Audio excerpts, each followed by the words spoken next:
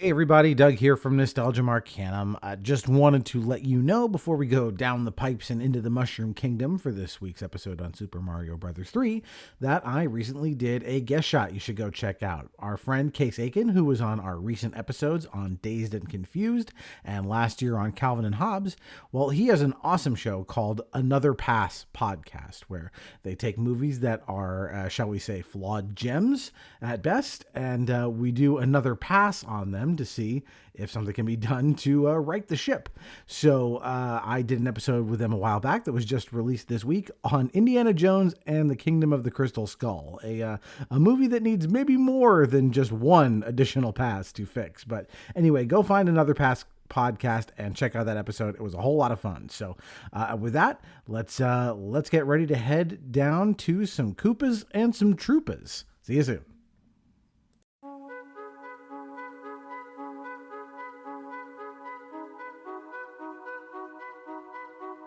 Hello, and welcome to Nostalgia Arcanum. I'm your host, Doug Leaf. Each episode of this podcast, we'll look back on the movies, TV, games, people, and phenomena that we still love talking about all these years later, and ask ourselves why these bits of pop culture still enchant us today. This week, we'll be revisiting...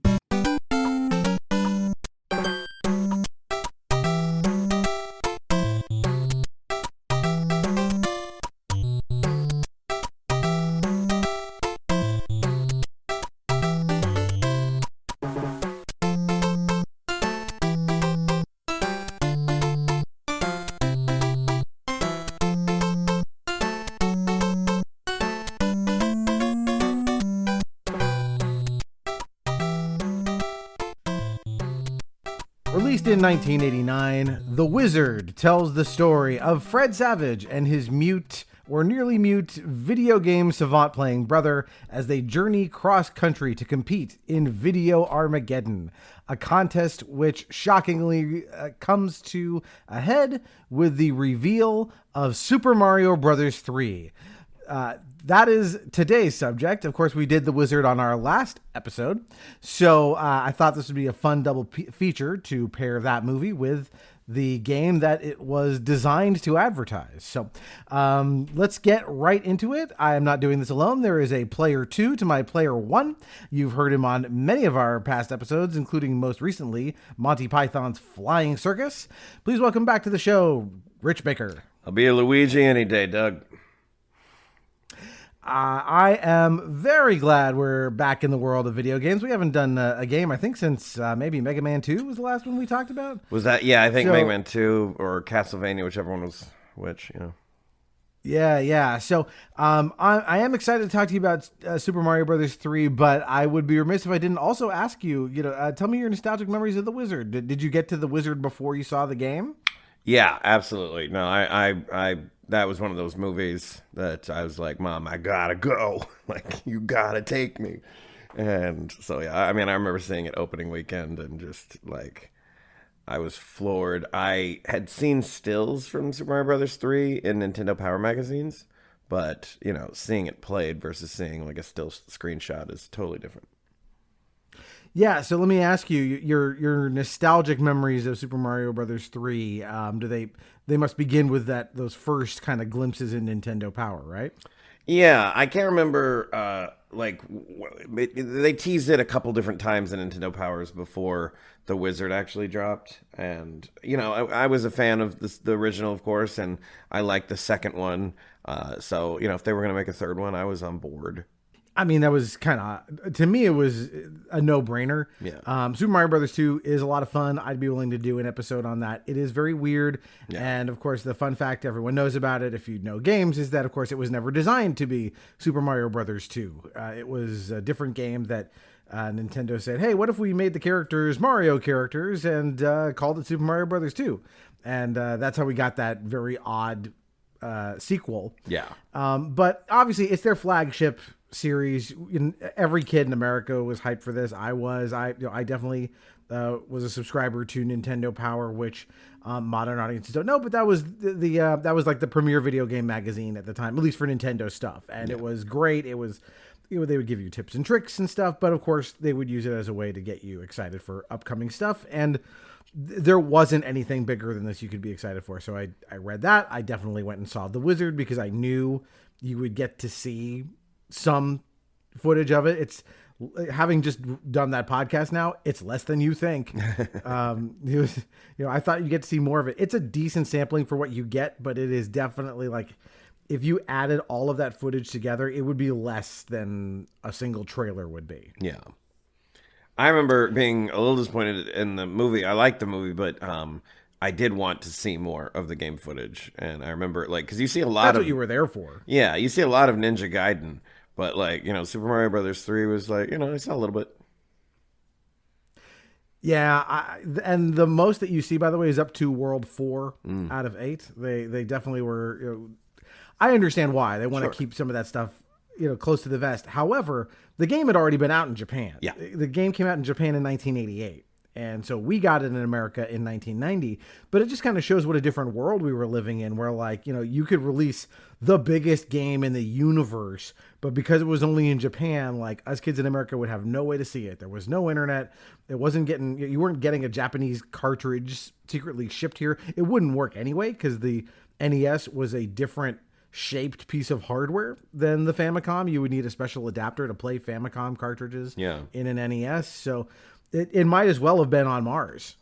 Yeah, and then I didn't know this until I was researching for this podcast, but apparently Europe didn't get it for another year after us. So if you lived in Europe, you had to wait like 2 years while Japan and the US were already like killing it.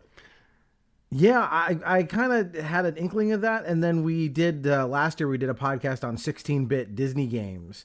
And one of our guests on that was from the UK, and Phil from the Spectrum Days podcast.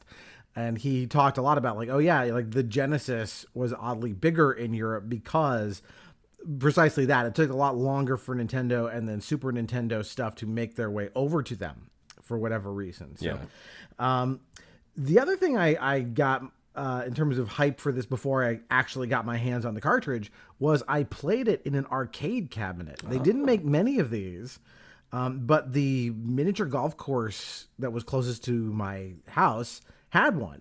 And so I just remember, we went miniature golfing one day, and then we had finished the round of golf. We went in to play in the arcade for a little while, and it was like, holy shit, it's here. I can see it. And like, just the amount that I got to see it in that one little setting was just like, I was salivating all over myself. It was so, wow. It still looks great. Yeah. Even all these years later for an 8-bit game, they don't look much better than this. And everything about it blew me away.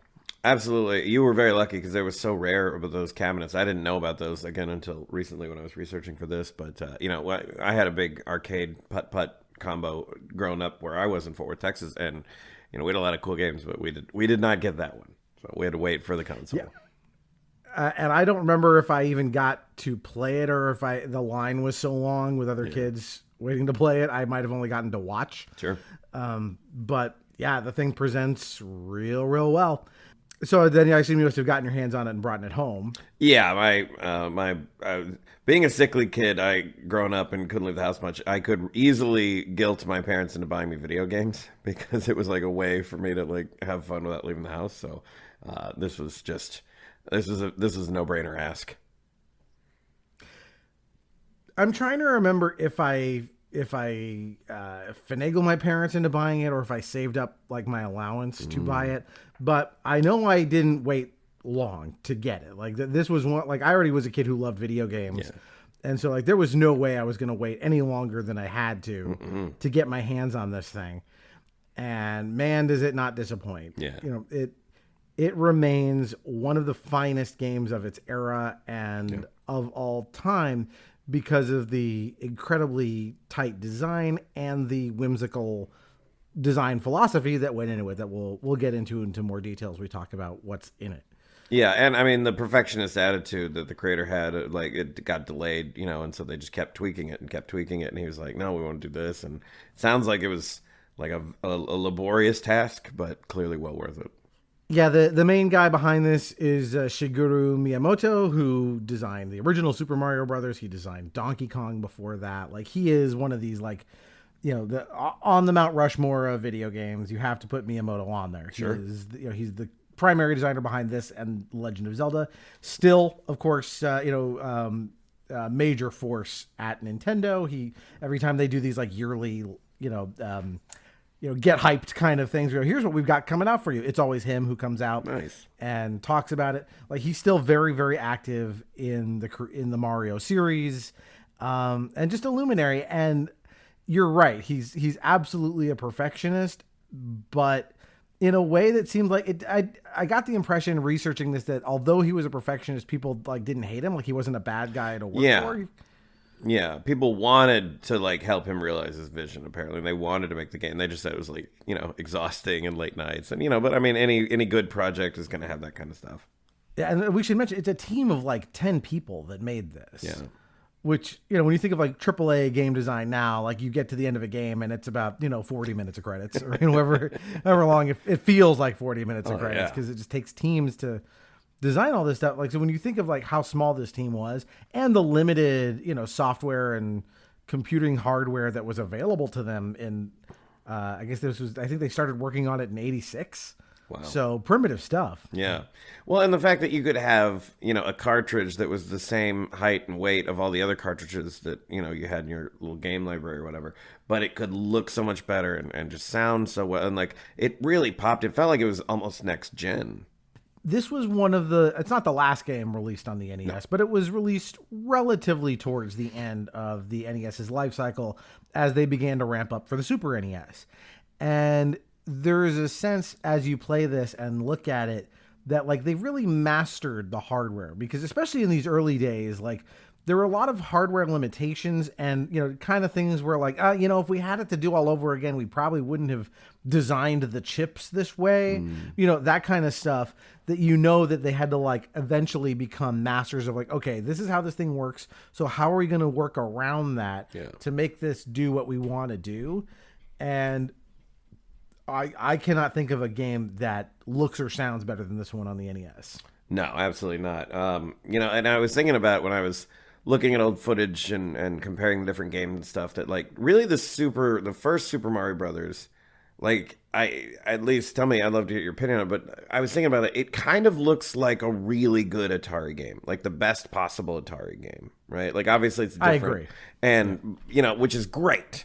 But then, that was like the beginning of the 8-bit. And then the Super Mario Bros. 3 is like the end of the 8-bit where they like honed every little part of it. Yeah, it's almost hard to believe when you look at them side by side that they came out on the same system, because this makes Super Mario 1, the original, look incredibly primitive by comparison. Yeah. But what I love about them is if you go back and you play Super Mario Brothers 1, the original, in terms of its actual play and mechanics, the thing is airtight. It is, finely tuned. Everything in it balances really well. So for its limited scope, it's still very, very impressive in terms of how it feels.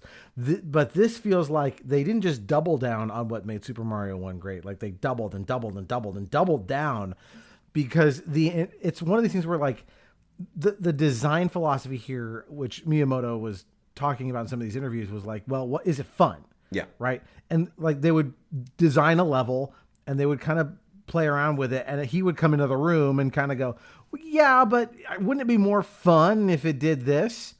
And that was always the right answer. Yeah. I love it. That's, as you know, that's like improv, follow the fun, right? And what was amazing is they could get the hardware to do it, right? Because it wasn't just about, well, maybe we should put, another question mark block over here or make this thing a little taller than it was, which of course they do fine tune that. Sure.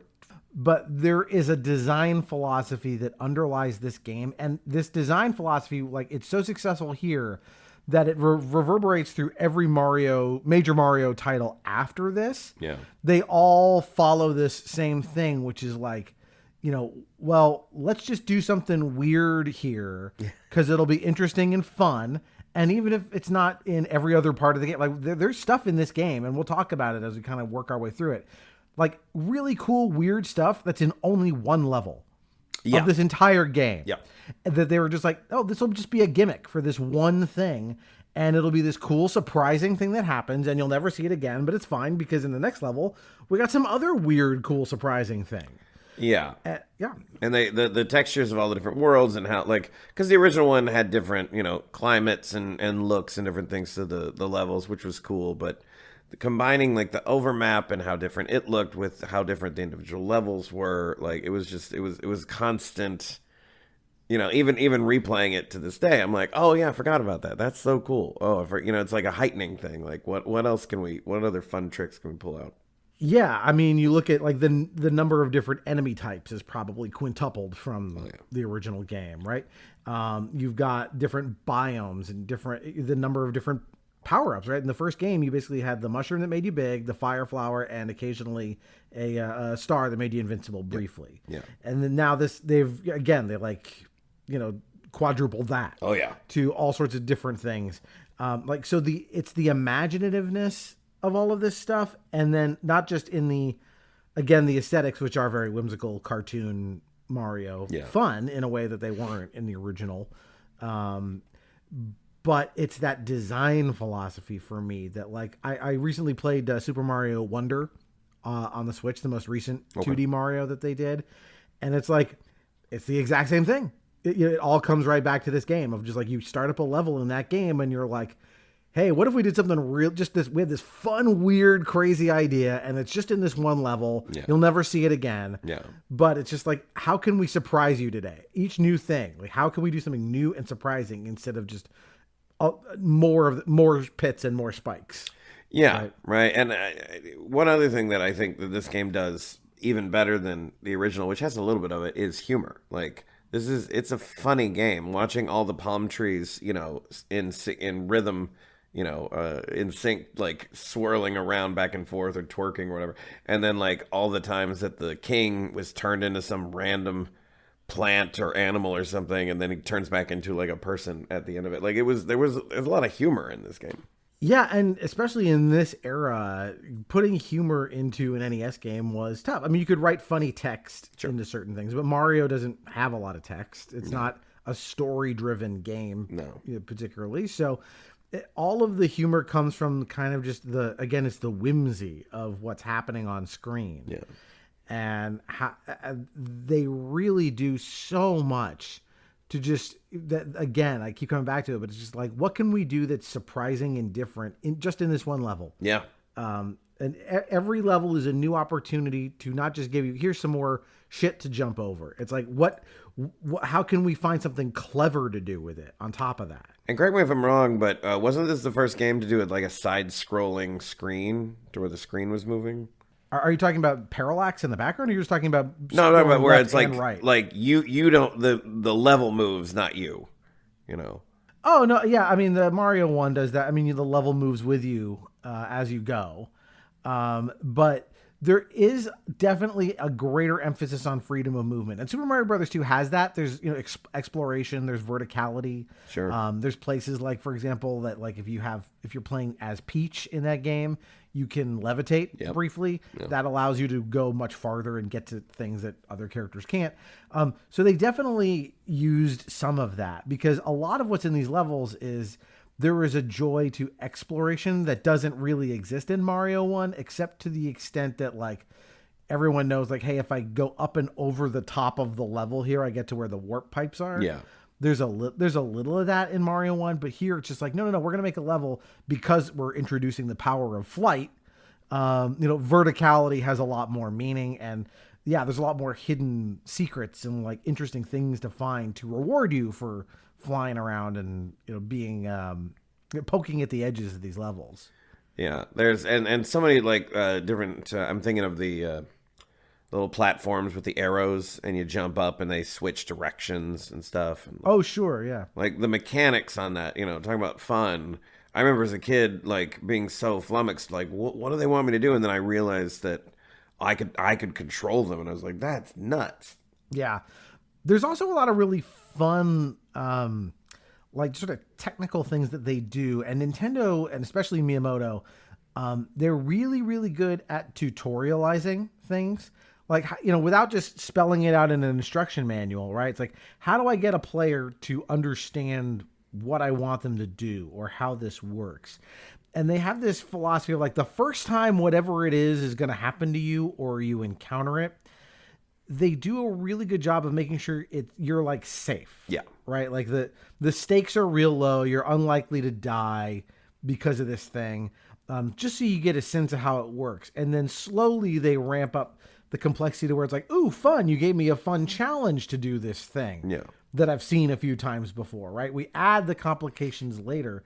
And the way they do that is very gentle and generous. And like, they really want this game to be fun and breezy. Like, they are constantly throwing free lives and power-ups at you. Yes. They want you to have a good time and options. Like, this is not a game that is going to be like, there's challenges in it, but they're like, yeah, we want you to have fun with these challenges. We're not trying to make this miserable. Because, you know, nowadays, if you've only been gaming since, like, the early 2000s, the idea of, like, dying and having a set number of lives and then having to start the game over is, like, almost a foreign concept, right? It's like, you know, if you die in Halo or Tomb Raider or whatever, you just come right back, you know, the last checkpoint. And that was unheard of back then. You know, if you blew the game and you died, you were fucked. You had to basically start over fresh. But this game gave you so many extra live possibilities that you were like, well, I basically never need to die if I'm halfway competent. Yeah, exactly. I think so. I did a replay of the game for the show, and I cheated a little bit in terms of taking advantage of the switches, like rewind, because I was like, well, I still want to get through it before we record. But even then, like, I finished the game. I probably had 40, 50 lives on hand. They give, when you can earn power-ups in the game, and you have like a little bank of them. Yeah. And they just sit there. So before you start a level, you can go through your like wallet of power-ups and go, oh, you know what, maybe if I start this one off with a fire flower, that'll make things a little easier, right? Yeah. That thing was mostly full of stuff. Yeah. So like, they're constantly giving these things to you because they want you to have fun and to try things different ways, right? You approach this level with a certain power up, you might have an easier time, or, you know, do something very differently. There are power ups that either directly let you skip a level or functionally let you know, there's the infinite flying power that if you're really having trouble, I'll just fly past the entire thing. Forget it, you know? Well, and other ways they do that. It's interesting how some of the maps are laid out to where you can totally skip a level if you want to, just the way the map's laid out. You know, it's like there's 2 levels blocking one thing, and you just beat one of them, you can go around, and like you never have to go back to that other one if you don't want to. It's like, okay, fun. Yeah, they are so generous with giving you all these opportunities to have fun. And if, yeah, exactly, like one of these levels is giving you trouble, just be one of them. You don't have to be both if you don't want to. So we should talk a little bit about how this works. So you've got a map screen. There's 8 worlds. And unlike the original Mario, where you just, you know, it's all linear. You finish a level, you go to the next one in order. Yeah. And you can warp to skip a few if you know where to go. Yeah. Here it's laid out on looks more like a board game almost. Yes, absolutely. And you've got paths to follow. And when you're in this overworld, so you can select a level to go to, assuming you have options as to where to go. There are hidden secrets within some of these maps. You have this is where you can access your wallet of power-ups between levels. Yeah. And there are also a couple of interesting things on each map. So there are houses where there are mini games where you match up. They've got these like 3 sliding images of it's like a slot machine kind of thing. Yeah. You try to stop the slot machine and make a cohesive image, whether it's a star, a flower, or a mushroom. Yeah. And that gives you a certain number of free lives. But then other things appear on the map, right? So you got there's occasionally these little, like, it's a floating image of like a spade, like a card. There's 2 different kinds of things you can find in there. One is like a matching game, like flip over cards. Yeah, the memory one. I'd have like 4 friends in the room, and we're trying to okay, what's one there and what's there? It was so hard for us to remember that. Yeah, because you don't get it quite often enough for it to be easy. Like, okay, yeah, I remember now, because it's been like, you know, 7 or so levels since you last saw that thing, and I don't know what in the code makes it appear. Like, it just does appear sometimes. Yeah, we can never figure it out. Yeah, so there's those, and then there are Hammer Brothers. There's like enemies marching around the map, and they'll move around to different places between, after you finish a level or you die, they'll move around a little bit. Yeah. But you can go in there, you fight one of them, for all of, 5 seconds or whatever it takes to kill it. Yeah. And then you get a treasure chest with something in it. Yeah, it's pretty. I mean, it's not a gimme, but it's a real easy treasure chest item to get. Right. And like you go to the house, you can just pick one. There's like 3 treasure chests, and he's like, just pick one. You're like, okay, great. Right. And then it is another power up. Yeah. Right. So, right. All the stuff is on the map. They're all throwing it at you, and then occasionally there will be like rocks on the map, and if you have a little hammer as a power up that you've collected, you can smash the rock, and that will open up a pathway. And if you are, wise and know where to do it, those paths can lead to pretty high value stuff, including a warp whistle. Yes. Yeah. And if you want to just beat the game, you can warp all the way to the end fairly quickly, which is similar to the first one. Yeah. The first 2 warp whistles are in the first world, and the third one is in the second one. Yeah. So once you have, I believe you only need 2, to do this. But if you have at least 2, I think you can, you warp and then you do it again, and you'll get yourself all the way to World 8. Yeah. Lickety split. But then you rob yourself of all the fun that's in between. Sure, of course. Yeah, that's more for like speed gamers and stuff like that.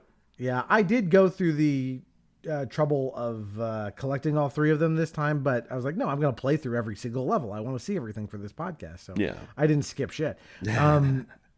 The other thing that you can do on the map occasionally is you can actually, like, again, in like this idea of like, well, I can skip it if it's not really my flavor.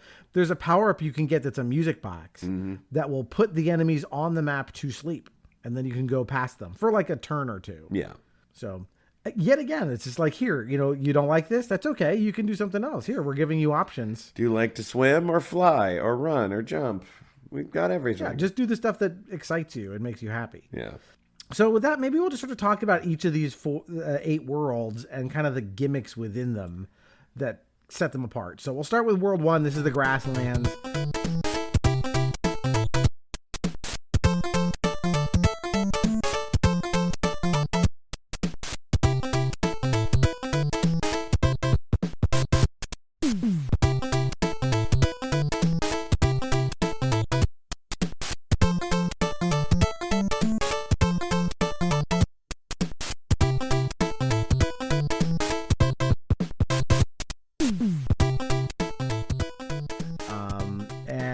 This is about as straightforward as you can get. Yeah. In terms of like, here are Mario levels, but right away they hit you with the new stuff pretty quick. Yeah. It kind of, I mean, it definitely looks like a sequel to the original Mario in many ways, but there's so much more to it. But I mean, you see the Goombas and the Koopa Troopas and, so and the question blocks, and you're like, okay, this is not Super Mario 2, which was just a totally different game reskin. This is, honoring some of the old stuff. So it feels like nostalgia a little bit. Yeah, this is like, oh, here are my old friends, but they look a little cuter, right? Yeah. The graphics are a little better. We should point out the music. The music here is done by Koji Kondo, who another Nintendo luminary. He did the original, so that Super Mario Brothers theme that we all know, yes. He wrote that. He also wrote a lot of the music for the Legend of Zelda series. Nice. So... in fact, there's even one track here. I believe it's the music for the third world. The map music on that becomes the fairy music for Zelda. Like, he just took the same melody and used it. Because I was listening to it going, boy, this sounds kind of like that. And then I looked it up and I was like, oh, it is the same melody. Nice. He reused it. But yeah, so Koji Kondo's music is here. And I love that they really up their ante on the music for this, because they have all of these percussive sounds, these like bongo drums. Yeah. In the soundtrack that like normally like drums on the NES, like it was not equipped to make sounds like that. So they must have, used a lot of valuable cartridge space to put in these, drum sounds that are permeating the whole soundtrack.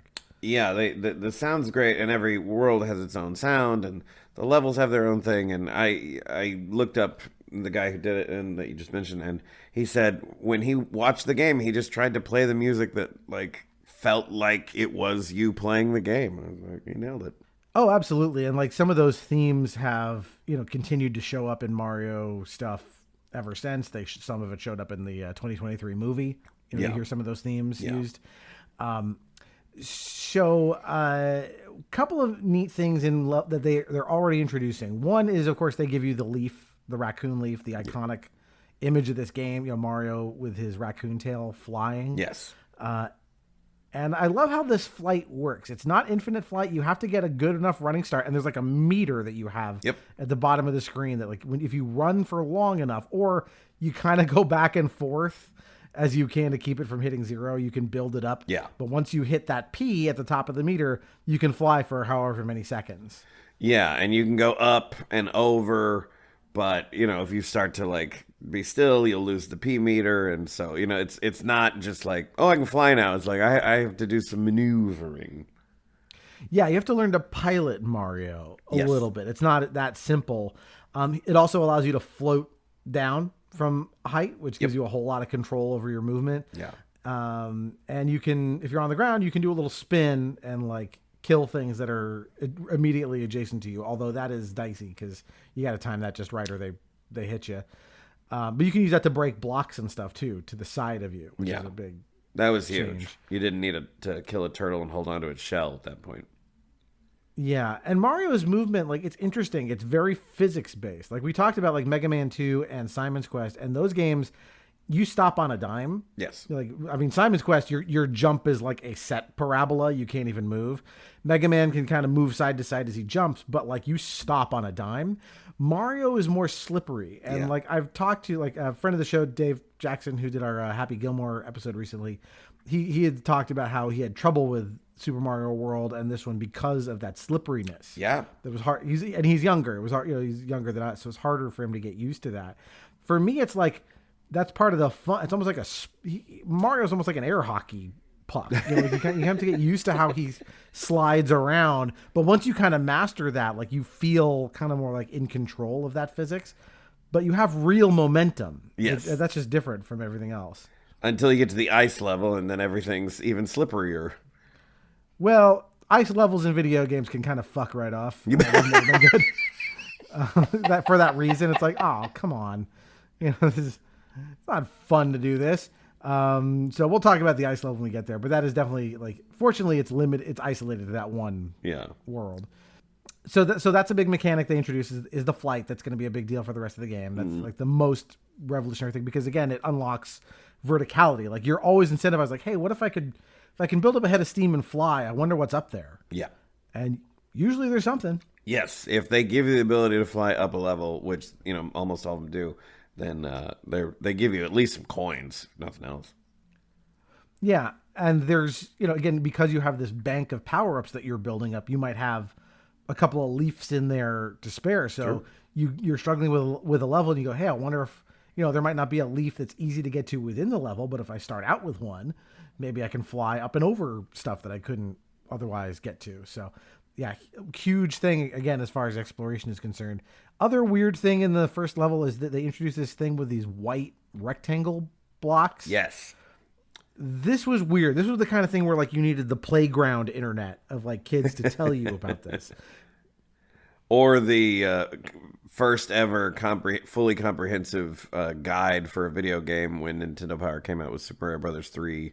Like, it was a whole, do you remember this? It was like a whole magazine almost size, and it was like every level, every hidden thing, everything. It was like, it was the key to every lock in Super Mario, and it was like, oh, I have to duck for like a few seconds on a white block, and then I'm behind it?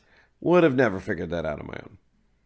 No, there'd be no reason for you to do this. You have to stand still, as you said, on the block. You hold down to duck. And after, 5-10 seconds of doing this for no obvious reason, you will drop behind the block. Yeah. And you can go behind all of the background elements in the level, which serves no purpose except for the one level where there was a secret door behind all this stuff that leads to a warp whistle. Yeah. But, so when you transition from the end of the level to the little box where you hit, the rotating star flower mushroom to get to end the level, like there's this little zigzag pattern of black versus whatever blue or whatever the color is of the background. And so when you drop behind the white block, you can go behind the black part. It's like, it's trippy. Yeah, it's a great idea. It's really interesting. And those white blocks do show up again here and there throughout the game, but none of them have any real use to it. But you can still do it. Yeah. You can still do the trick. We should mention when you open the game, this like curtain comes up and it looks like it's happening on a stage. And that was intentional. They wanted the idea to be that the whole game was a play that you were watching.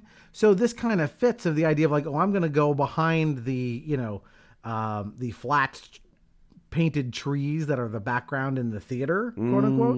So it's like you're going behind the sets. The game is, this artificial set that you're playing on. That's fun. Just sort of a neat idea. Yeah. And as you mentioned, at the end of each level, there's like a square with it's a flashing star mushroom or flower. And if you're good, if you're running at full speed and you come up on it at a right angle, you can get real good at just hitting a star every time. Every time. Yep. And if you get any mix of them after 3 levels, you get a 1-up. If you get all 3 as one of the symbols matching, then you get a certain number of 1-ups for this. So like another way to bank more 1-ups to have more playtime. Yep. And if you got all 3 stars, it was 5-up, which was unheard of. And like you never got 5 extra guys in any other video game. And you could be doing this every 3 levels. Yeah. Yeah. And so you get to the end, and at the end of every level is a castle, and you get into the castle. And actually, you should mention on most of these levels have like a mini boss. Like there's a secondary castle dungeon. Yeah, fortress. So you go through that. You fight the same kind of dopey turtle boss at the end of each. You jump on him 3 times and he dies. Yeah, he gets a little more powerful as the game goes on, but it's like as long as you just jump on him 3 times real quick, he's really not a threat. Yeah, none of the bosses in this are any great shakes, which is fine. Like they're not meant to be. It's really the levels that are the star here. Yeah. So for the boss level, you get to the end, and I loved the first time I saw this because this is so much fun presentation, kind of in one quick package. So you get there, and sitting on the throne is some kind of an animal. Yeah. Instead of a king, and Toad is there panicking, telling you like our king has been turned into a. First one is a cobra rat. A snake or cobra rat. Yeah. This is oddly enough, I don't know if this was meant, if the Super Mario Brothers movie, the live action one with Bob Hoskins, was drawing on this, or the game was drawing on that. I think the movie came out in like 93, like way later. Yeah, afterwards. So the movie features this element that the Mushroom King has been devolved. Yeah. There's like so he's been turned into like a fungus. So it's like they use this concept in the movie. Yeah. Poorly. But yeah, so they used it very poorly. Been transformed.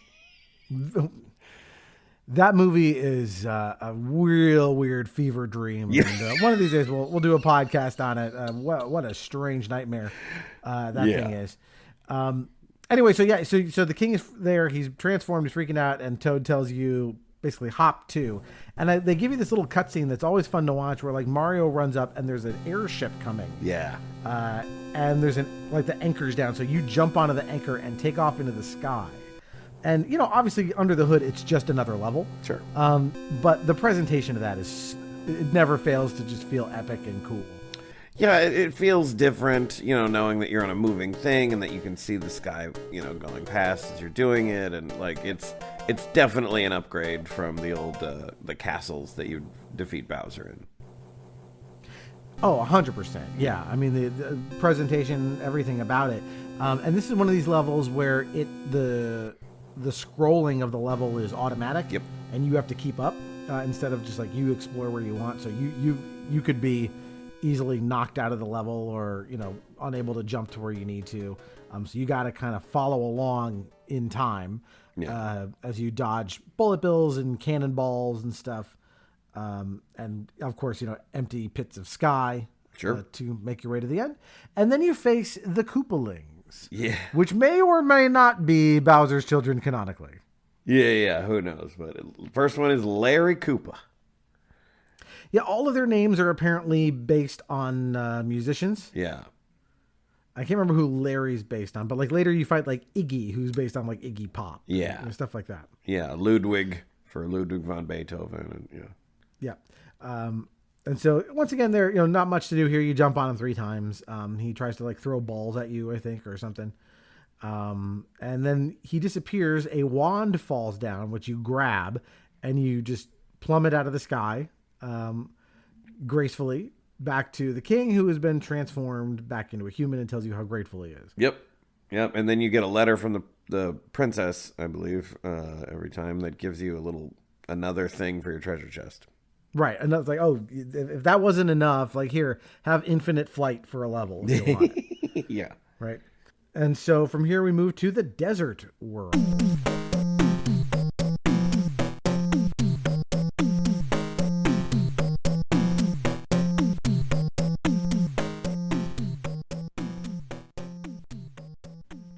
Real fun. I'm glad we have to have a desert level. This is very much like the NES, right? Like, okay, we got a desert level and an ice level and Sure. And that would be, Mario throughout, because it had some of those in the original one too. But this level particularly was not. I couldn't remember anything in the original game that was like this, but this felt a lot more like Super Mario Brothers 2, themed. 2 had a lot of desert levels in it, and like pits of quicksand you had to deal with. Like, that was a common thing. Yeah. In 2, so there's definitely some of that here. Just want to point out some of the fun gimmicks in Desert World, in particular that world with the angry sun. Yeah. Yeah, where the sun's trying to come down and kill you. Yeah, you're in the level, and like there's a sun, an anthropomorphic sun face that's pretty big. It's about roughly 2 Marios wide and 1 Mario tall. Like, it's a pretty sizable element on the screen. And you're going and it's not until you're like halfway through the level that all of a sudden the sun decides, you know what, fuck this guy. And he comes to life. And so the sun will now hang out in one corner of the screen, and you kind of get used to the timing. Yeah. But every once in a while he'll come down in a parabola go from right to left, and then hang out in the left, and then go left to right. Yeah. And you just have to jump over the sun as it comes down and tries to kill you. I don't know if you can kill it by going invincible and then smashing into it. If there's any way to take I don't think out. There's any way to kill that enemy that I know of. Yeah, but again, with this idea of whimsical stuff that's just it's just in that one level. Yeah. Nowhere else in the game. Yeah. Yeah, they did. I don't know how they had so much room to create so many different characters and so many different everything, but I mean, there's so many things like that where it's like, oh, we used it once and then we're good. I'm like, you really maximize the code to be able to put all that in. Yeah, there's some other enemies that are like that really only appear in a handful of places. There's that Goomba that flies and then drops Goomba spores on you. Yeah. And if they get you, they don't hurt you, but they hang on to you for a while. And as long as they're clinging to you, your jump is really stunted. So you kind of can't get anywhere. And I loved reading it, the way they did it. They tried to make it where having this thing on you made you sluggish, or, and it was it wasn't fun to play. It was really miserable to have this thing on you. And so the solution was, when it's on you, what the code does is it creates a block that's just above your head that the player can't see. But whenever you jump, you hit the block and then come right back down. And it creates this effective feeling I'm tethered to the ground. I can't jump very high. Yeah. But it's all done with this trickery that makes it feel good as opposed to feeling, crummy. I think that's great. Brilliant. Yeah. I love that they were they would be frustrating to have to deal with this as a player, so let's give them another mechanic that would feel more fun and less frustrating. Every time. Every single time. It's if this isn't fun, start over. We'll do something different. Mm-hmm. Until it works. And so, yeah, you make your way through the desert levels. That's the primary gimmick I remember from this world. There is that one thing. Oh, so this is the first world where the map takes up multiple screens. Yes. It's not just one. So, there's pipes that will go from one side of the map to the other. There's that secret in the upper right. If you have the hammer, you bust it open, and that leads to this little oasis where you can get a warp whistle on the far right. Yep. And there's that little lake that's shaped like a Roman numeral 3, which is cute. Yeah. No, that's again, when I was a kid and all I cared about was how can I beat this as fast as possible, I would bullet towards that warp whistle. Yeah, once you knew where they were, like I said, yeah, beeline for those. And so, let me see, anything else worth talking about here? So again, we go to the same as always. There's the fortress, although I think in this time it's a pyramid. Might be. We got the fire snakes in this one. Morton Koopa Jr. is our big bad in this one. See, that's not the music. That reminds me of Morton Downey Jr., who was a talk show host. Well, that's who he was. Yeah, because that's what I was watching. They said a lot of them were musicians, but not all of them. I think he said that Larry looked like a Larry, for example, and this guy was based on that talk show host. Just a big loudmouth picture, I don't know, Sean Hannity or something for the 80s. Yeah. So, yeah, same thing. Yeah, so we jump on him and we're off to World 3, which is the water world.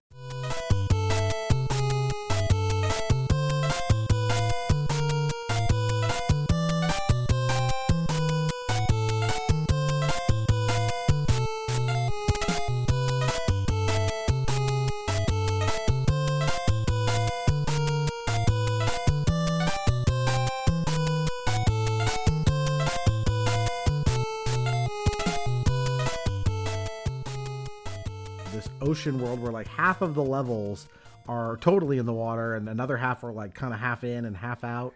Yeah. And this is where we get the frog suit. Yes, which is great if you're in the water, but not so helpful if you're not. Yeah, when you're on land, it's a mess. It's really hard to jump around. Like your movement is kind of weird. Another interesting thing about this is the physics of it, where if you, not just in the frog suit, but in any suit, when you jump on an enemy, you can ricochet off. Like, it's like you can treat them like a trampoline and get much higher. I've forgotten, like, you get an enormous amount of height from even just the basic enemy. Like, if you just jump off of it, you spring up like almost the entire height of the screen. Wow. Yeah. But the other thing the frog does, yeah, when you're in the water, you can scoot past, like, there's these like currents of bubbles. If you're in the frog, you can swim fast enough to like get past some of these, and that will open up paths to secrets you otherwise couldn't access. Nice. Yeah. It was nice, the suits, they looked ridiculous, which was kind of part of the fun, but that they gave you, again, fun keys for different locks. And that they were semi-rare, right? Some of them, as we'll get to, like, are much rarer. Yes. The frog suit is probably the most common of these, and it's still relatively uncommon. Yeah. Yeah, you didn't get to play with it anytime you wanted to. You had to find the few that were hidden. Right. They occasionally gave them to you in some of those toad houses. Princess might give you one at the end of a level. So I still had a fair number of them by the end of the game, because these were real special use. You wouldn't just pull these out for any old reason. The other thing that's kind of interesting in this level, there's like these drawbridges that go up and down on the open world on the map. So you would have to kind of like think, all right, well, if I want to get past this level or get to this spot, they're going to basically go open and close between attempts at levels. So you have to kind of time things to get across those. And there's that canoe as well that lets you sail, quote unquote, sail this open ocean. Yeah. Yeah, the water levels were, because they had them in the original, but they really just upped the ante on them quite a bit in this one. Yeah, you've got I think they're called bloopers that are like the jellyfish that were in the original game, but they also add in or not jellyfish, they're more like squids. They add in jellyfish, like stinging jellyfish. There's the cheeps, the fish. Yeah. Go around. And then there's that giant one. Yeah, with the weird looking angry face. Yeah, and it's big enough to eat you, which that's like instant death. And sometimes that thing's in the water, like in the ocean, and you're swimming around. And other times, like there's levels where you're on land, but like the water like comes up maybe a third of the way up the level, and so it's like zooming back and forth like Jaws, and like just hops out every once in a while to eat you. Yeah, those are a lot of fun when the water just raises up, and then it's like help, and then it's like tide or something, the tide's in, and here's the shark. Yeah. You could jump on it and kill it or use a fireball to kill it, and that would temporarily make it go away. And then after a while, it would just come back. Just come right back. I'm trying to remember if this is the level where we get introduced to Booze, the ghost that would become like a Mario staple. I don't think it's this level. I could be wrong, but... Yeah, I don't remember. But these are fun. These are little ghosts that, like, if you're facing them, they will stand still. And if you turn away from them, they will come towards you. And so, like, the gimmick is, like, how do I kind of kite them around? Yeah. So I can hop over them and get where I need to go, because there's no way to kill them. They're invincible. Yeah. The thing I saw in the documentary I watched on this said that one of the creators modeled these after his wife It was like, when you're looking at her, she's nice and pleasant, and then when you turn her back, she's trying to attack you. I was like, okay. What a lovely tribute. Yeah, they're probably gonna laugh. Yeah. So those are kind of the main gimmicks. The one thing I want to point out about the frog suit too is that if you complete any of the final airship levels with one of these specialty suits, instead of like the usual like, hey, thanks, whatever the dialogue is you get from the king after you rescue him, there's specific dialogue for each of those three suits, the Tanuki suit, the frog suit, or the Hammer Brothers suit, that is different. So it's like an incentive to, like, if you can manage to like don this, somehow put on the fucking frog suit and get to the end of one of these levels without losing it, you will get a little special thing, which I won't spoil. You can go try it yourself or look at it on YouTube or whatever. But it's just cute. It's like a little, like the first time that happened, it was like, whoa, okay, you've thought of everything. See, I don't think I even knew that until this moment. So now I'm gonna have to go on YouTube and watch them. Yeah, or you can just find the screen or whatever, what the text is. But it's like, oh, thank you, Mr. Frog, for doing, whatever. I forget what he says, but like, it's just this fun idea of like the developers going like, hey, wouldn't it be neat if something different happened when you did this? I love that kind of stuff where developers go like, hey, not everybody's going to see it. Maybe not everybody will know, but we're just going to put this in here. So again, somebody's going to be surprised when it happens. Yeah. So now we go to my favorite world, or one of my favorites. Oh, real quick before we go, just the big bad, and this is Wendy O. Koopa, the only female Koopa, if I recall correctly, and she was named after Wendy O. Williams, who was a punk singer, lead of a group called the Plasmatics in the, I guess in the like 70s and 80s. So that was another musician reference. Which is, I don't know what she looks like, because the game character has like this big polka dot bow in her hair. Yeah. And she's firing off like little like red and white like circles at you. But she's got kind of this like 50s look. Yeah. So interesting. So now we go to World 4. This is the world of the giants. Yeah.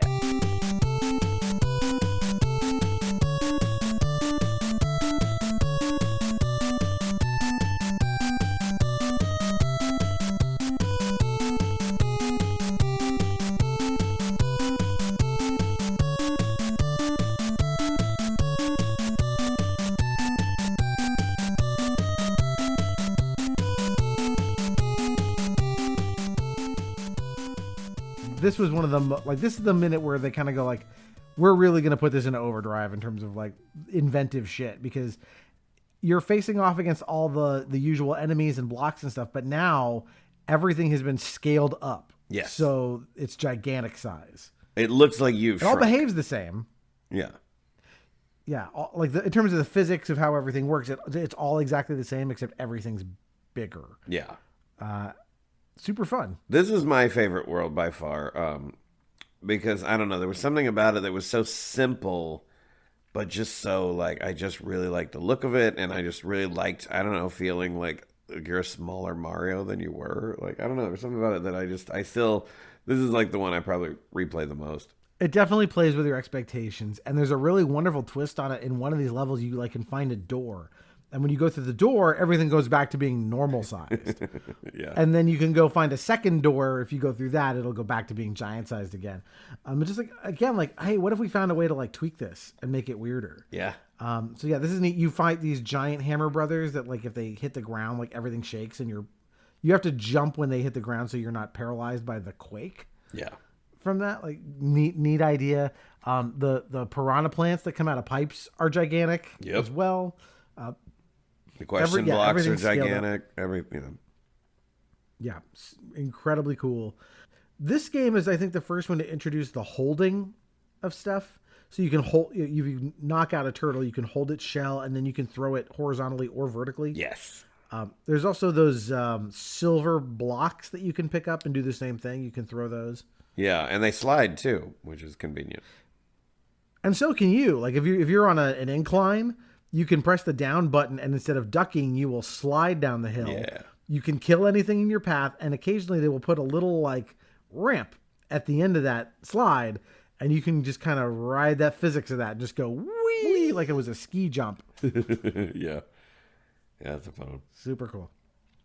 All right. Anything else we want to say about the giant level? You This was the mentioned Iggy Koopa. This was Iggy Pop inspired. Oh, this Koopa. is Iggy. Okay. Yeah. All right. He's normal sized, which I'll be honest, I was slightly disappointed. I remember as a kid thinking I thought it was a good giant Koopa. No, he's just normal sized. Nope. He's just presiding over the giant world. Yeah. And so now we go to World 5, which is this, like, they call it the Sky World. This is kind of interesting. You start off on, like, kind of terra firma.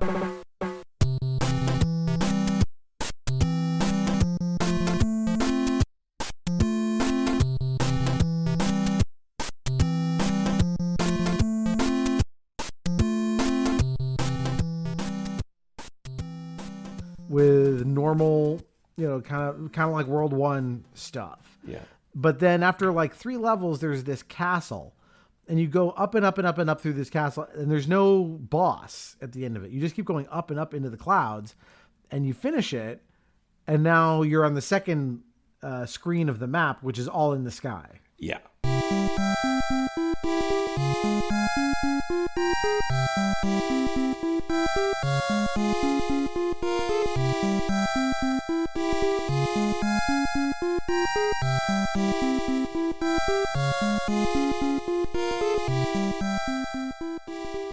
And like, because we could fly to the sky before, but we couldn't just like play on it. So this is a very different and fun like texture and visual to the whole game. And it's much harder. This is where difficulty really starts to ramp up, because now all of these levels in the sky, like falling to your death is always kind of a problem in Mario. Sure.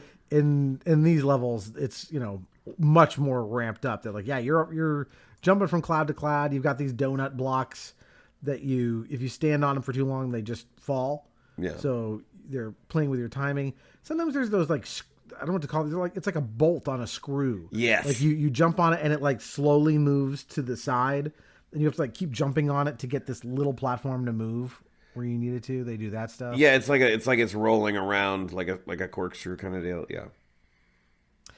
And this is definitely where the P-wing comes in handy. Yeah. This is your infinite.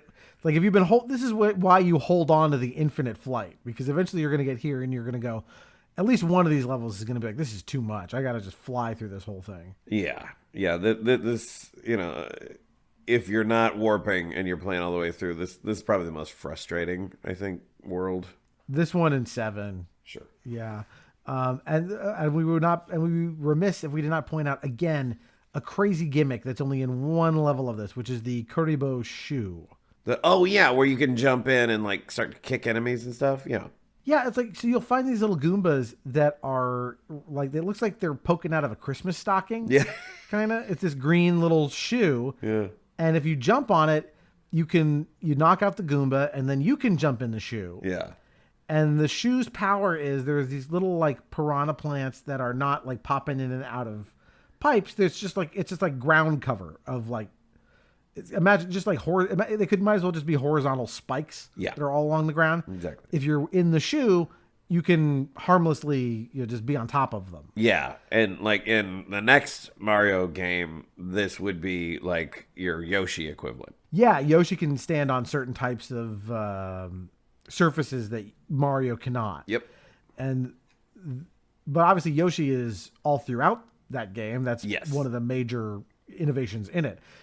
So here it's so interesting that they're like, we're going to come up with a power-up that only exists in one level. And it's not even technically a power-up in that, like, normally if you have the Leaf Mario, your Raccoon Mario, Jesus, what state am I from? And when you're in Mario in Fargo, all right, so your Mario, you've got your raccoon suit on. If you touch a fire flower, you lose the raccoon power. You swap it out for fireballs. Yes. Right. With the shoe, you just keep it. It's like you're wearing it on top of your regular thing, whatever you've got. Yep. So you can just it's like an extra like layer of protection and like this superpower for just one level. Now, do you remember? Like, can you take the shoe with you afterwards, or it just disappears? Right. No. Yeah. That's it. It disappears. That's what I thought. So it's, I'm trying to remember. I feel like there was somewhere they tried to work it into a subsequent Mario game that it was like, hey, remember the shoe thing from 3? But yeah, it never appears again, and it's that wonder again that like the confidence of this design team to go like, yeah, we know you wish you had this in other parts of the game, but we're just doing it here. Just one cool idea somebody had, so we stuck it in there. Yeah.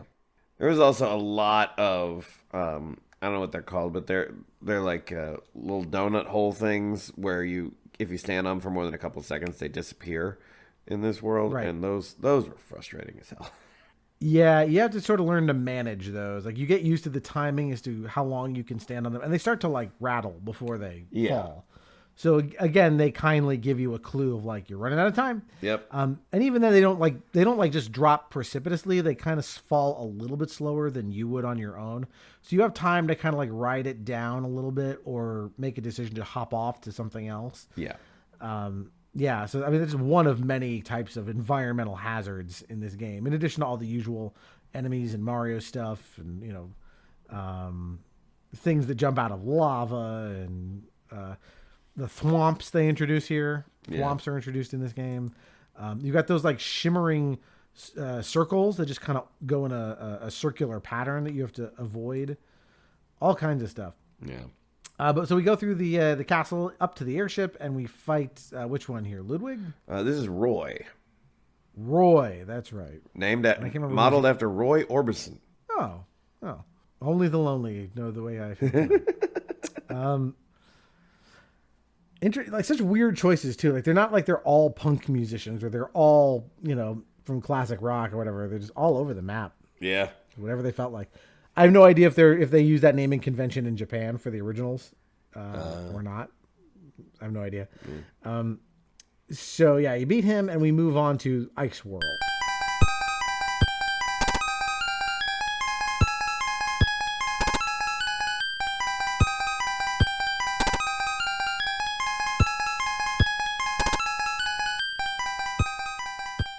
Good old Iceland. Iced land. Yeah, I like the music for Ice World, though. It's kind of threatening and creepy. Most of the other music is kind of like, having a party. And this one is just like, oh, this feels more threatening somehow. Yeah, a little haunting. Yeah.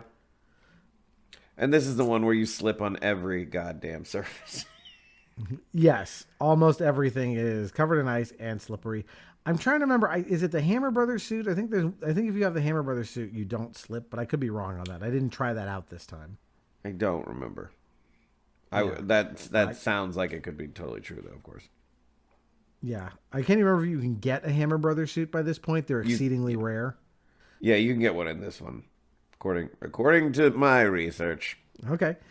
I can't remember too much about. There's one level in here in particular that gave me fits because it's a maze. There's a few of them throughout this game that are mazes where like you have to go up and down pipes or you go through doors and come out in a different place, and you just kind of have to luck into which is the path I have to take to get out of here, because it's not linear or obvious necessarily. It's a lot of trial and error, and you hope you find it before time runs out.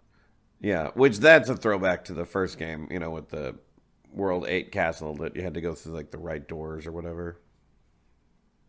Yeah, they bring that back here and there where it's like, all right, there's a door here, but it's not exactly where I need to go. I need to explore more to find my way around. So there's one here. I remember there's like kind of an upper part of this cave and a lower part of the cave. And not only do you need to explore, but you got to have flight ability just to be able to get up to the part of it where you need to. And you have to, I believe, not only you have to fly while you're holding a shell to bring this shell up to this area so you can release it and have it break blocks to get to where you need to go. It's real tricky. Yeah. And again, you just got to figure that out trial by error. It's not obvious at first. Yeah. I mean, these levels are all relatively small, all things considered. So like when you talk about, you have to figure this out, like there's only so many places you can go. Yeah. Like you will be able to, nothing is so big that like, an expansive that exploration is impossible within the time scale. But definitely a few of these, because of their maze-like structure, can be trickier and more cumbersome than others. And this was one of them that I remember in particular going like, oh geez, this is harder than I remember. So much of this game came flooding back to me when I replayed it for this. And I was like, oh, I remember where every little thing, I know where all three of these warp whistles are. And then there was a few of them where I'm like, Gandalf going, I have no memory of this place. Yeah. What is this? So, anything else worth saying about Ice World before we? It's Lemmy Koopa, named after Lemmy, of course. From Motorhead. Yep. Yep. And so now we can move on to World 7, which is Piranha Plant World, or Pipe World, I think it's technically called. Yeah.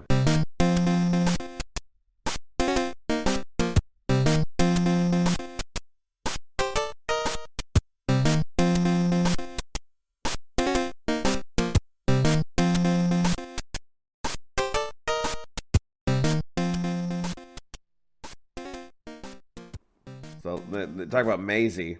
Yeah, there's a bunch of mazes in here. This is where they introduced that element you talked about before, where there's these like ghostly blocks, and like you step on it, and some of them will just travel in a direction. Like it creates like a little duplicate block. So if you mess up, you can come back and try it again. Yeah. And you'll just float upward or sideways. And some of them, you jump on them, and every time you jump, it shifts direction 90 degrees. Yeah. So you have to like keep jumping on them to go like, oh, I need to go left. Oh, and you kind of learn to, again, like pilot this block to carry you where you need to go. And it's tricky, but again, like a cool idea. Oh yeah, because and they do exactly what you're talking about of like making it easy to like tutorialize it for you, because when they first show you these, there's no enemies around, right? And you're like, okay, if I fall off, it's just a block, and then there's enemies that while you're doing the block, and they make it a little bit harder as it goes. But it's a really fun convention. That's a fun convention. What's less fun is there's some levels in here where there's a lot of that, like they said, this like ground cover, these little black piranha plants that are just basically you just can't step on it. That's what it is. Instant death. Yeah, it could be lava, it could be whatever, but you can't step on it. And you have to there's one where you have to make your way across it, and there's like an invincibility star. So you get the invincibility star, and you have to find the next star before the one you have wears off. Yeah. So you can keep your invincibility going to keep running across this thing and not dying. Yeah, which real tricky. What a fun, because the star was in the original game was kind of a rare bonus, and it was like you didn't need it, but it was cool. But in this, is like, oh, you have to have it in this level. It's like, oh, fun. Well, they found a way to make it mechanically interesting, right? As opposed to just, all right, you're invincible, nothing harms you for 15 seconds or however long it lasts. The other cool thing is I love the animation. Whenever you have the star and you jump, you like curl up into a ball, sort of, and spin around, like just nice little flourish of animation for that. Yeah. Or something feels really satisfying about jumping that way. Yeah. Yeah, the jumping mechanics, and I saw a YouTube video once that said like if Mario was a real person, that he would like break his bones every time because he jumps so high relative to himself and everything. But Oh yeah, Mario's knees are shit now. He's definitely had knee replacement surgery, and his spine is all out of whack. Yeah, slip discs and stuff. It's me, a broken ankle. Yeah, no one can jump from those heights and survive. But I'm trying to think of the other weird gimmick in this is that, so in addition to like the usual like Hammer Brothers that are like marching around, there's like piranha plants that are live essentially on the world map, and if you go to them, it's like a little mini level where you have to jump your way past an obstacle course that's like piranha plant themed to get to a power up at the end. And these are also very like I had to like again fly past them or like find ways to beat them. To beat them straight up requires some real technical precision. Yeah, this was probably the level I played the least. I would like, even if I was playing all the way through, I would save my warp whistle to go past this. Yeah, the whole level was very hard. Yeah, and that's Ludwig von Koopa that we have to beat in this one. Yeah. Right, and this is our last transformed king, because when you save him, instead of getting the letter from Peach, you get a nasty gram from Bowser. Yep, telling you it's on, motherfucker. Yep. In Bowser terms. Yeah. They lost I'm a little something paraphrasing. in the translation, but yeah, that's basically it. Look here, motherfucker, I got your princess. Come and get me if you wanna. Yeah. And so we go to World 8.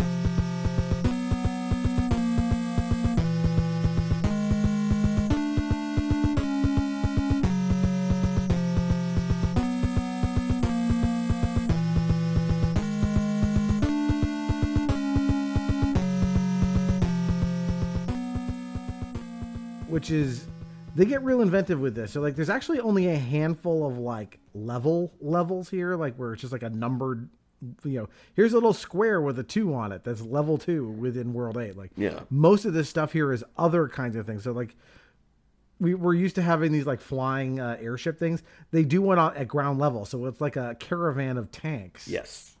And that's it's hard, but it's a really fun level. Again, you're dodging all the bullets shooting at you and the different things, and you're trying not to get run over at the same time. It reminds me a little bit of like if you could translate the scene in Raiders of the Lost Ark where Indy works his way up like a caravan of trucks. It's almost like, well, what would it be like to do this as Mario? Like that's what it is. Like it's really kind of nifty. Yeah. So there's that. There's definitely an airship level in here. After that, there's some fortresses. Mm-hmm. There's an area where you get to the world map and it's all dark. Like yes. You can only see like a tiny circle around you. Yes. To navigate your way through that. This was a thing that a lot of games would employ. Like they would, Mario did that. Now we can all do it. Like this, like that dark level kind of aspect. Yeah. And you work your way through that. Trying to think of any other interesting gimmicks about World 8 other than the final.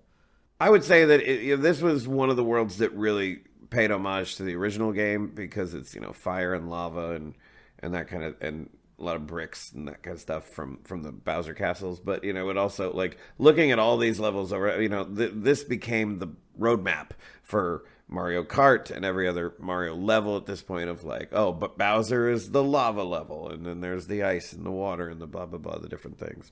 Oh, yeah. In terms of the iconography of this world, like, yeah, Bowser lives in a blighted Mordor, basically. Yes. Blighted landscape, lava everywhere, and his castle is in the middle of all the lava. Like they've, when you think of like all these things that are like iconically Mario images, most of them come from this game. Yes.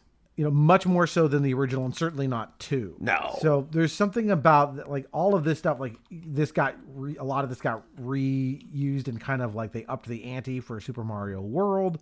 And then they brought a lot of these ideas, like, as you said, into Mario Kart. And then when they went to Mario 64 and everything, once they did that, like the pattern was set. Yeah. But it all comes back to this game and its look and sound and design. 100%. Because, there's an alternate history of parallel dimension out there where they didn't crush Super Mario Brothers 3. They gave it to someone who fumbled the ball, and because Super Mario Brothers 2 was okay and 3 didn't do well, that like Mario wasn't this most, like he was known in history like Pac-Man, but he wasn't like this iconic thing.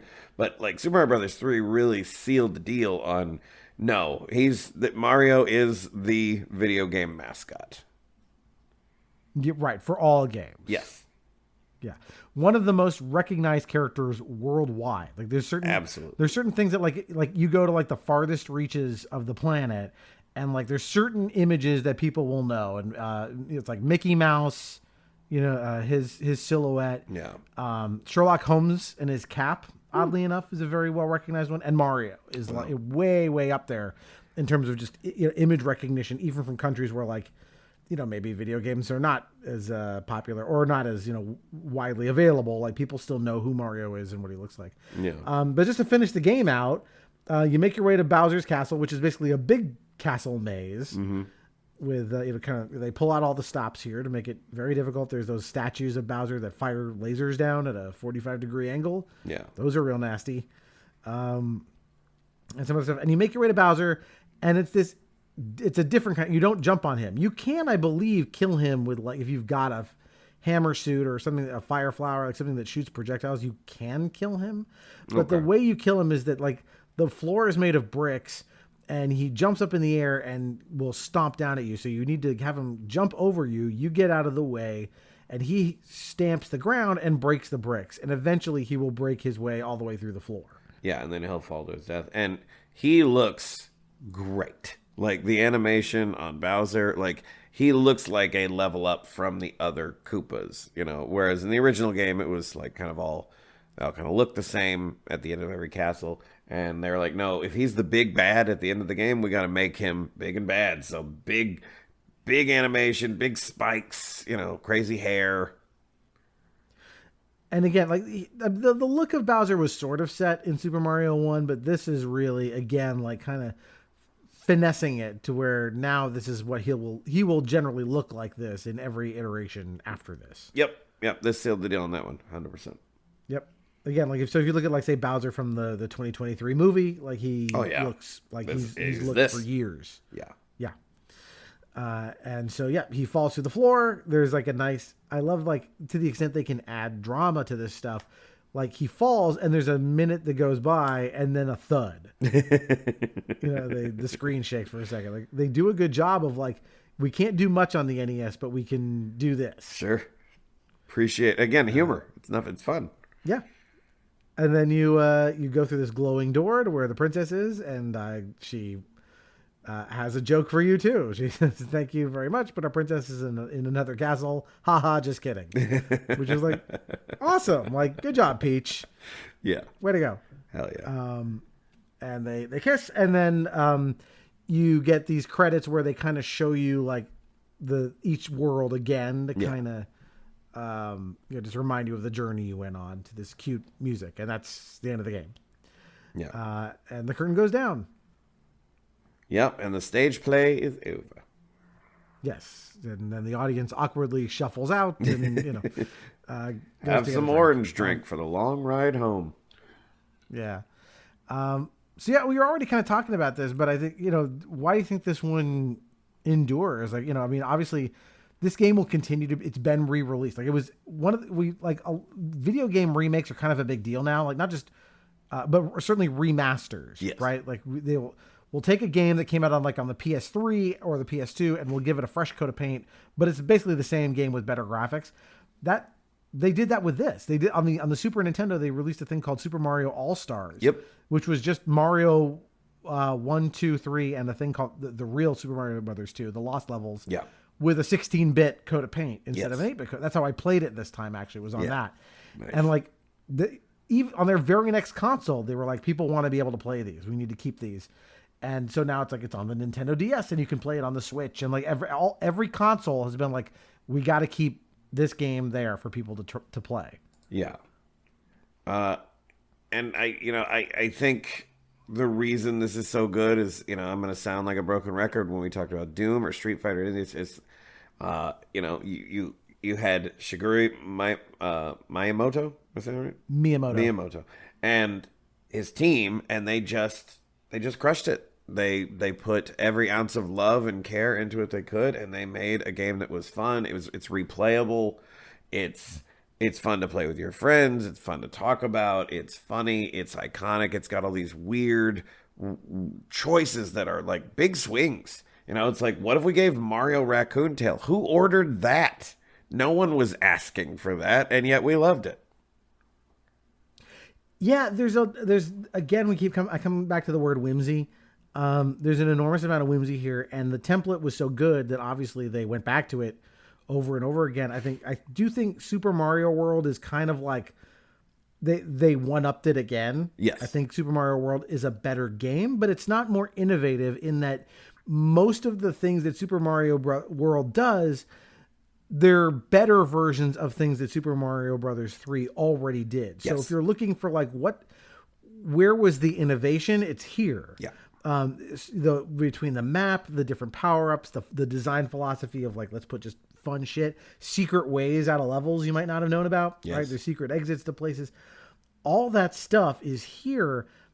And so every platformer after this relies on this. This is a truly groundbreaking game, but I think what you said really resonated with me, which is there is love in every pixel of this thing. There's so much care, and you can tell all the blood, sweat, and tears that the design team went through.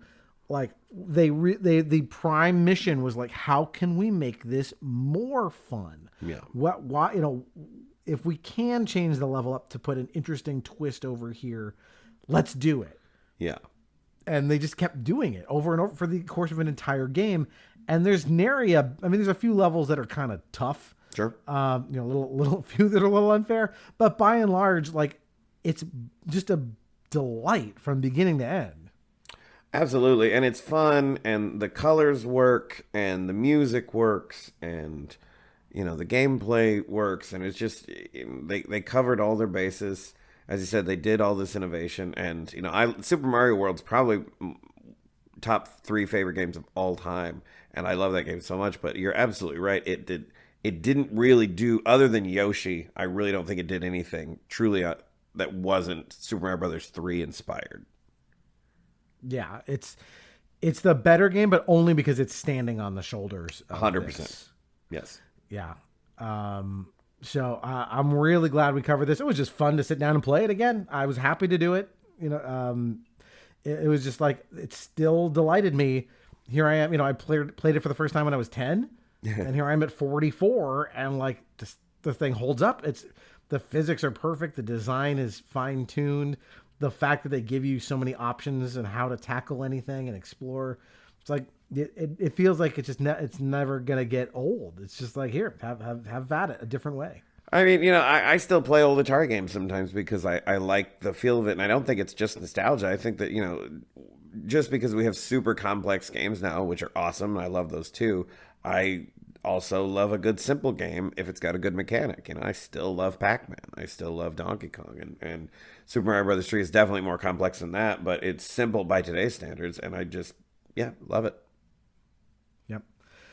I think that's as good a place as any to leave it. Rich, if people want to find your stuff, where do they find it? Yeah, if you would like improv classes, I do online improv classes. I make online improv very fun, and a lot of people are skeptical about it, but I do a great job. You can find me at richbakercoaching.com, or if you have a business and you want to make your people a team, I do team building, and you can find that on playlikeateam.com.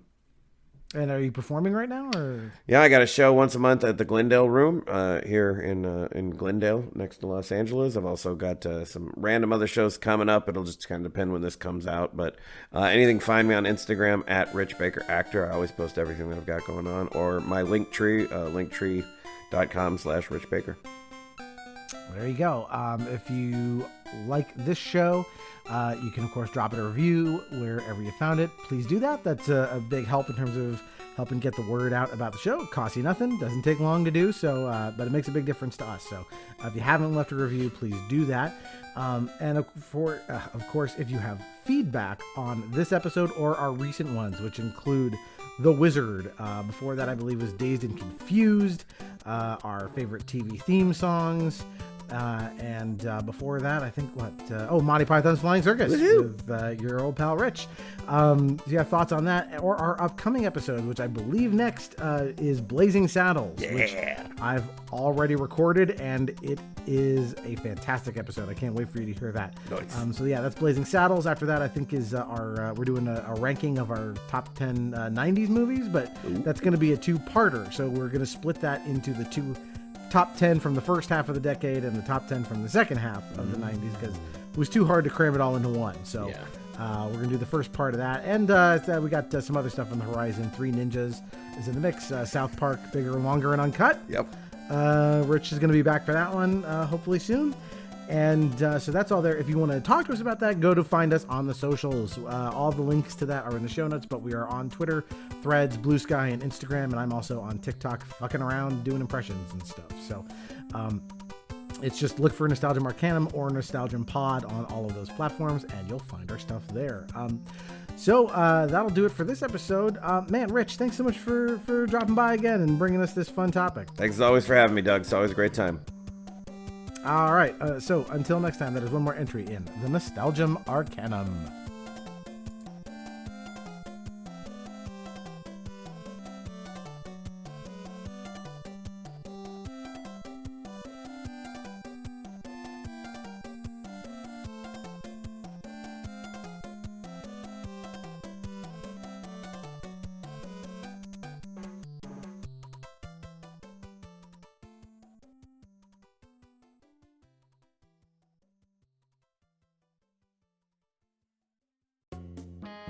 Guys, Mario just finished World 2-3, and he's headed this way! All right, boys, get ready. We're gonna show this plumber what desert-level Koopas are made of. Yeah,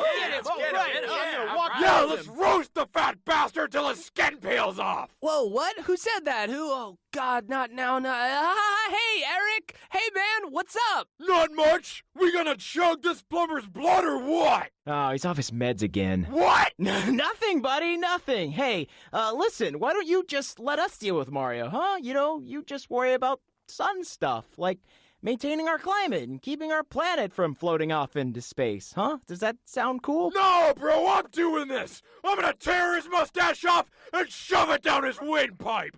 Then I'm gonna shit fire on his grave! Then I'm gonna find his parents, kill them, shit on their graves! Oh, no. Easy. Who hates Mario that much? I do! We all do! I don't like him, I kind of like him. But he's asking for it! I mean, don't you guys see? He's always just walking around, just walking like he knows. I don't know. I don't know what I'm doing. I don't know what I'm feeling. Eric, listen! You have anger issues, but you've also got real responsibilities. We need you to provide light and heat and... keep us from dying in space. Right. So why don't we all calm down, find your pills, and... Mario! Mario, I'm coming for you! I'm gonna find a fire! Well, at least now we don't have to worry about sunburn. I don't want to die, Mike.